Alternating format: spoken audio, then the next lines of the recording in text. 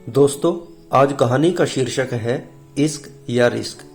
मैं मुकेश आर्य लेकर आया हूं इस सीरीज का पहला भाग। उम्मीद है पसंद आएगा।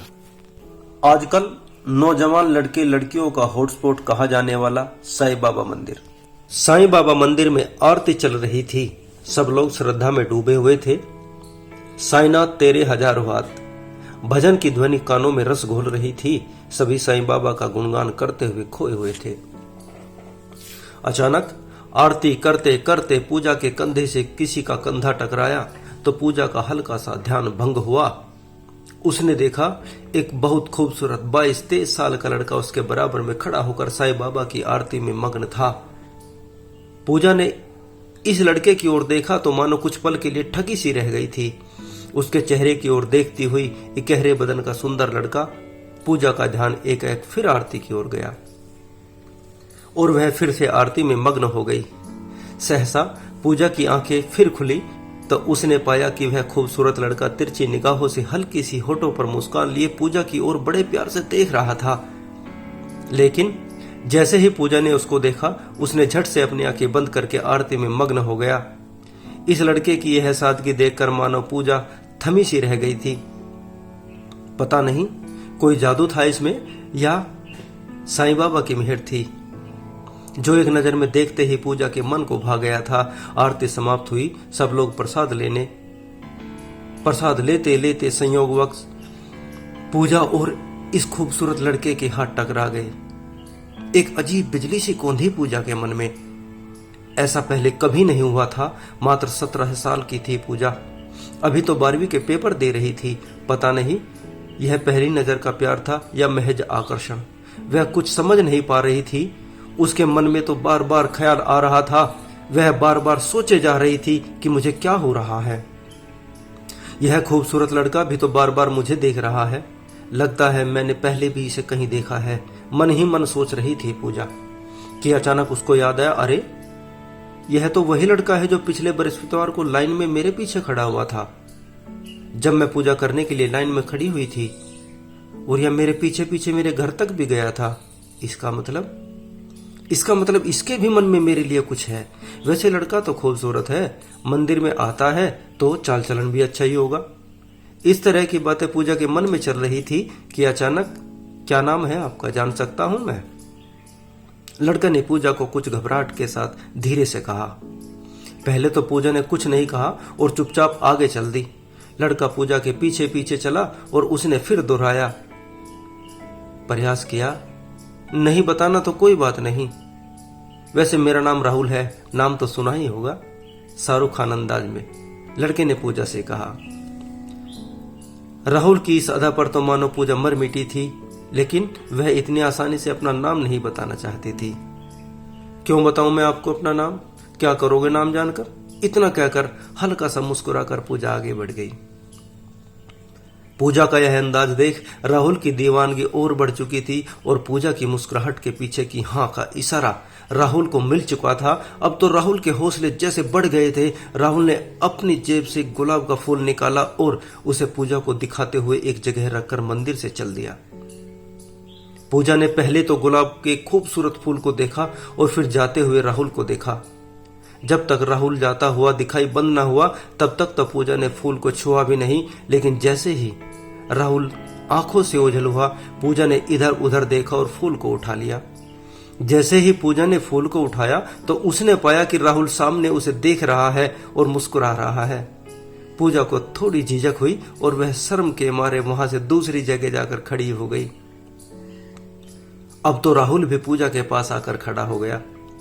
आपने मेरे दिए हुए फूल की इज्जत रखी, इसके लिए आपको किन शब्दों में धन्यवाद कहूं? वैसे आपने अभी तक अपना नाम नहीं बताया।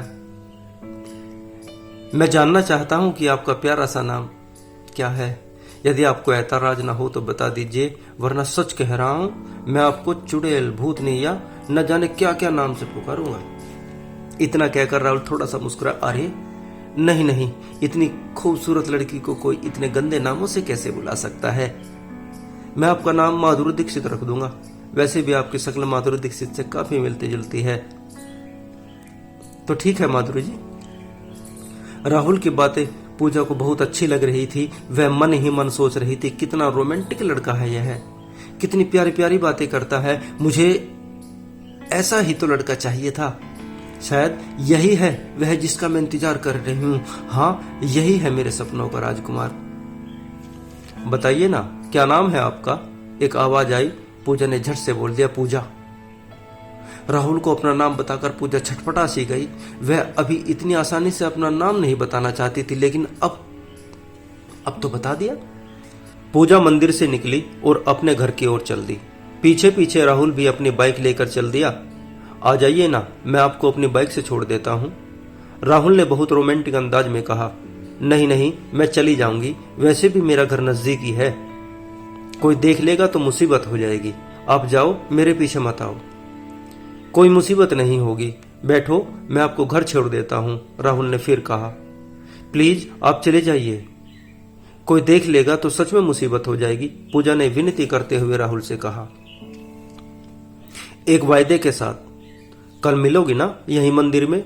मेरी साईं बाबा में बड़ी आस्था है और मुझे विश्वास है तुम जरूर आओगी, राहुल ने बड़े प्यार से पूजा को कहा।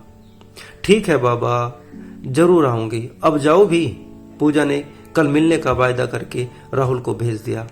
रात भर पूजा राहुल के बारे में सोचती रही, कब दिन निकलेगा, कब है वह मंदिर जाएगी, कब राहुल से मिलेगी। अगले दिन पूजा सज संवर के मंदिर पहुंची तो उसने देखा राहुल पहले से ही उसका इंतजार कर रहा था। धीरे धीरे दोनों का प्यार बढ़ता चला गया। अब तो पूजा और राहुल दोनों रोज मिलने लगे, दोनों एक दूसरे के साथ घूमने लगे, दोनों हर रोज किसी न किसी बहाने घर से निकलते और घूमने चले जाते। कभी सिनेमा देखने जाते, कभी पार्क में, तो कभी कभी ओयो होटल में भी जाया करते। पूजा और राहुल का प्यार समय के साथ साथ फलता फूलता रहा। एक दिन पूजा और राहुल को पूजा के भाई ने ओयो होटल के रूम से निकलते हुए देखा। एक भाई के लिए इससे ज्यादा शर्म और गुस्से वाली बात कोई नहीं हो सकती। पूजा को किसी लड़के के साथ ओयो होटल से निकलता देख पूजा के भाई को बहुत गुस्सा आया और उसने पूजा को वहीं पर थप्पड़ मारा और राहुल को भी बेइज्जत किया। पूजा के ना चाहते हुए भी पूजा को वह वहां से जबरदस्ती घर ले आया। पूजा के प्रति अपने आक्रोश का कारण जब भाई ने माता पिता को बताया तो उन लोगों को भी बहुत गुस्सा आया और उन्होंने पूजा को बहुत बुरा भला कहा। अपनी और राहुल की यह बेइज्जती देख पूजा बागी हो चुकी थी और उसने राहुल के साथ भाग जाने का फैसला कर लिया। कुछ दिनों तक पूजा शांत रही, लेकिन जैसे ही मामला कुछ शांत हुआ वह घर से कॉलेज के लिए निकली।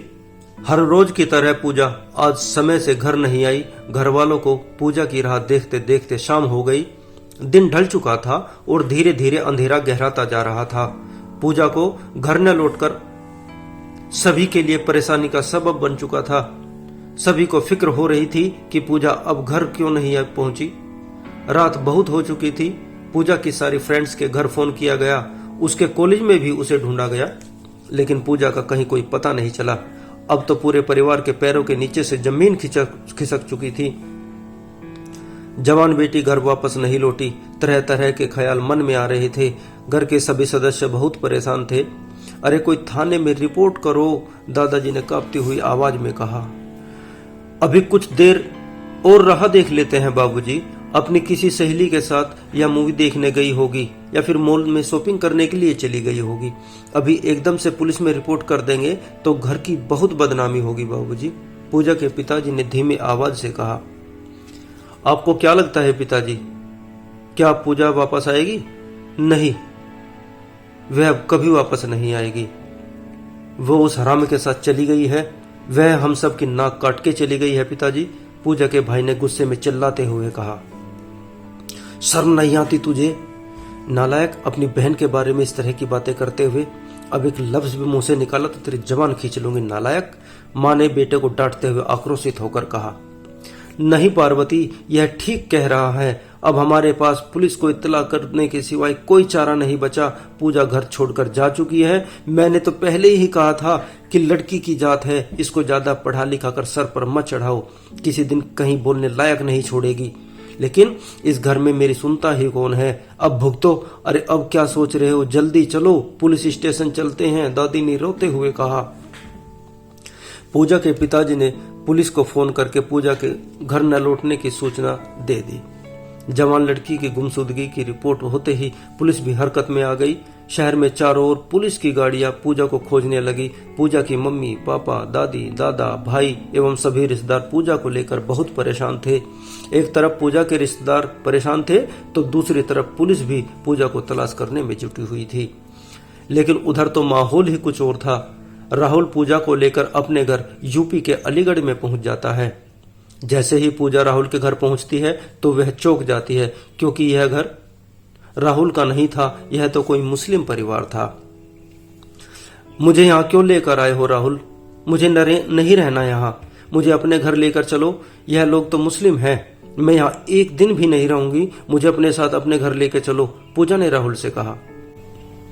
अब यही हमारा घर है पूजा, हम अपने ही घर आए हैं, यह घर किसी दूसरे का नहीं है। राहुल ने अपनी बात पूरी भी न की थी कि पूजा अचानक बोल पड़ी, अपना घर है मतलब? कहना क्या चाहते हो राहुल? क्या तुम राहुल नहीं हो? सच सच बोलो, यह माजरा क्या है? मुझे कुछ समझ नहीं आया राहुल, सच बताओ, क्या तुम मुझसे कुछ छुपा रहे हो? चुप क्यों हो? बोलो राहुल, तुम कुछ बोलते क्यों नहीं? मेरी बातों का जवाब दो राहुल। पूजा ने फिर आक्रोशित होकर राहुल की ओर देखते हुए कहा, जो तुम सोच रही हो वही ठीक है, मैं हिंदू नहीं हूं, मैं मुसलमान हूं, यह सच है पूजा। लेकिन यह भी सच है कि मैं तुमसे बहुत प्यार करता हूं और बहुत ज्यादा प्यार करता हूं पूजा। मैंने तुम्हें कोई धोखा नहीं दिया, ओके? और तुमसे अपना नाम इसलिए छुपाया कि मुझे डर था कि कहीं तुम मेरा नाम जानकर मेरे प्यार को कबूल ना करो। राहुल ने पूजा के सामने गिड़गिड़ाते हुए कहा, तुमने केवल नाम ही नहीं छुपाया, अपना धर्म भी छुपाया है मुझसे। तुम धोखेबाज हो। अब समझ में आ रहा है कि लव जिहाद, जिसको मैं झूठ और अपने घर वालों का बनाया हुआ नाटक समझती थी, वह सच है। देखो राहुल, मैं तुम्हारे साथ नहीं रहने वाली, मैं जा रही हूं अपने घर, अपने पापा के पास। झूठ बोलते हो तुम कि तुम मुझसे प्यार करते हो। मुझसे प्यार करते तो मुझे अपना धर्म बताते, अपना नाम गलत नहीं बताते। तुमने छल किया है मेरे साथ, धोखा दिया है मुझको। तुम जैसे धोखेबाज इंसान के साथ मैं एक पल भी नहीं रहना चाहती। मुझे अभी इस वक्त अपने घर जाना है। इतना कहकर पूजा वहां से चल देती है। लेकिन राहुल पूजा का हाथ पकड़ लेता है और कहता है, मैं तुम्हें नहीं जाने दूंगा, अब तुम्हें यहीं रहना पड़ेगा मेरे साथ, मेरी बीवी बनकर। इतनी मुश्किल से तुम्हें अपना बनाया है, कैसे छोड़ दूं? तुम्हारी मर्जी हो या ना हो, अब तुम यहाँ से कहीं नहीं जा सकती पूजा। मैं भी देखती हूँ तुम मुझे कैसे रोकते हो, गुस्से से भरी हुई पूजा ने कहा। क्या बात है आमिर, इतना शोर क्यों मचा रहे हो, क्या हुआ? एक रोबदार आवाज ने पूजा का ध्यान अपनी ओर आकर्षित किया। यह लड़की कौन है? यह वही लड़की है जिसके बारे में मैंने आपसे जिक्र किया था खालू। पूजा चौंकते हुए पूजा, नहीं, ओह, तो तुम्हारा नाम आमिर है, राहुल नहीं। कितने घिनौने इंसान हो तुम। मैं चुप नहीं रहूंगी, समझे तुम? मैं अपने घर जाऊंगी और पुलिस से भी तुम्हारी रिपोर्ट करूंगी, पूजा ने चिल्लाते हुए कहा। पुलिस के पास तो तुम तब जाओगी जब मैं जाने दूंगा, आमिर ने कहा। देखो पूजा, तुम्हारी भलाई इसी में है कि तुम चुपचाप यहाँ पर रहो। नहीं, मैं एक पल भी यहाँ नहीं रहूंगी। रहना तो तुम्हें यहीं पड़ेगा, प्यार से या तकरार से। यह सारा शोर शराबा सुनकर घर के सारे लोग बाहर निकल गए। क्या हो रहा है, इतना शोर क्यों मचा रहे हो आमिर? आमिर के अब्बा ने कहा।